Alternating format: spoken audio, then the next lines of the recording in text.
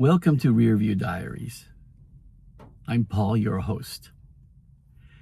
I was always fascinated by how we have lost contact talking to people, especially strangers. Then I discovered Rideshare is one way where we are connected randomly to total strangers, and some, when they open up, they have so many fascinating stories. And it's just been an amazing experience learning about people that would never come across my life except in this private, intimate space in my car. And this next story happened to be one of them. Welcome back to Rearview Diaries. Today's chapter is called Kung Fu Changed My Life. One of the things I love most about driving rideshare is that you never know who's about to get into your car. Some days it's a business executive rushing to the airport. Some days it's family heading to dinner. And every once in a while, someone steps into your car and completely changes the way you see the world. It had already been a long day. I spent hours driving all over and eventually found myself way out in the suburbs. My phone chimed, pick up Walmart. I figured I was about to load groceries into my trunk. Instead, a skinny young man walked toward my car with nothing in his hands. He climbed in the back seat, buckled his belt, and before I could even ask where he was headed, he smiled and said, "Do you know Kung Fu?" I laughed. That was definitely the first, I said. A little. Why? His face lit up. He started talking about Kung Fu movies, not just casually. He was passionate. He talked about discipline, focus, honor, self-control. He told me that one day he wanted to learn Kung Fu himself. So naturally I asked, "So who's your favorite?" I mentioned Bruce Lee, the Enter the Dragon. Then I mentioned meeting Jet Li years ago. And he looked at me with a blank expression. He had no idea who either of them were. That's when I realized I'm getting old. We both laughed. Then I asked him something that changed the entire conversation. "What do you want to do with Kung Fu?" Without hesitation, he answered, "I want to become a bodyguard." That kind of caught me off guard.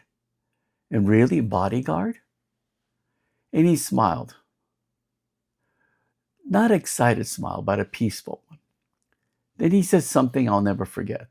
"Because I want to protect the weak." He paused. The helpless need someone to stand up for them. And for a moment, the car became very quiet. I could tell there was more to the story, so I gently asked, "Why is protecting people so important to you?"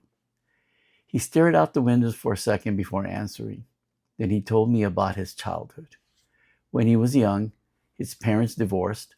He went to live with his father, and for years his life became something no child should ever experience. The abuse wasn't physical, it was emotional, psychological.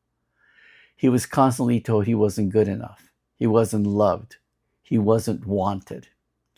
And sometimes he wasn't even given enough food to eat. He looked down on himself and quietly said, "That's why I'm so skinny." My heart broke. Then he told me about one thing that kept him going: Kung Fu movies. He didn't even understand the language half the time, but he understood what they represented: honor, respect, discipline, and courage. Heroes weren't bullies. They defended people who couldn't defend themselves. They stayed calm under pressure. They used strength responsibly. And he looked at them and thought, "That's the man I want to become." Those movies became more than entertainment. They became hope.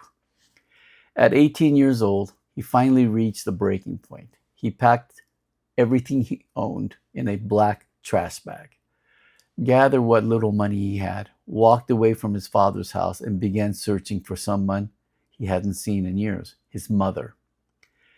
His father had hidden her from him. He made phone call after phone call, followed every lead that he could, and eventually he found her. When he finally told her everything he's been through, she simply said, "Come to me."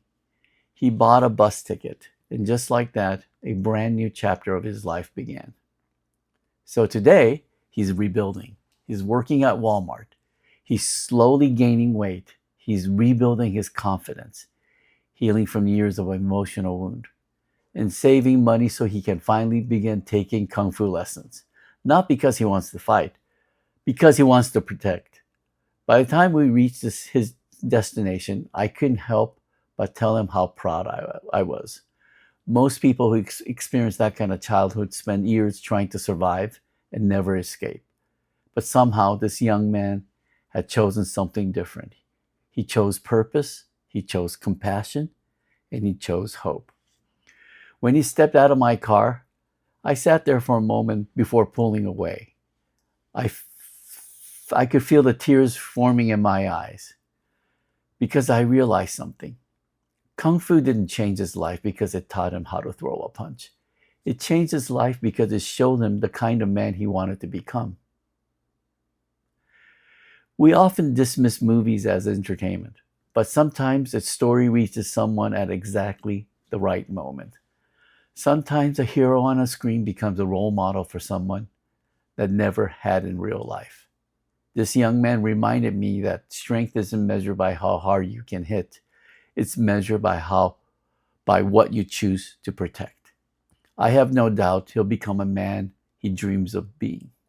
And if he does, somewhere down the road, someone will be safer because one lonely little boy found hope in a kung fu movie. Thank you for riding along with me. Until next time, keep looking up. Keep talking to strangers because everyone has a story. And sometimes one conversation can change the way you see the world.